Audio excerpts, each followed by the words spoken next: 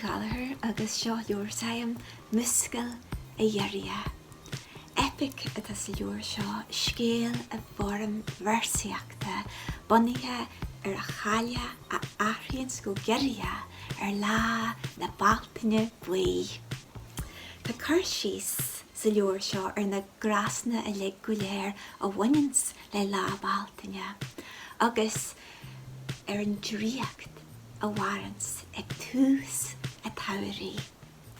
Tarníam ar a bhéileide sa leor seo agus ar han scéalta na Gaeilge agus tá tagartí fásta do láidraach na mrá agus í ag gal an lec leis a tíl.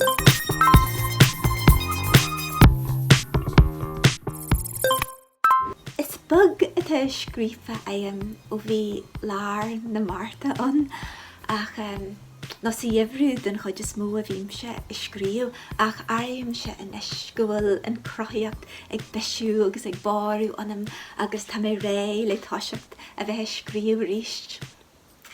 Tású léim in is go muine sibh solta sa leor seo agus go gonneoidh sibh le go léir sláán.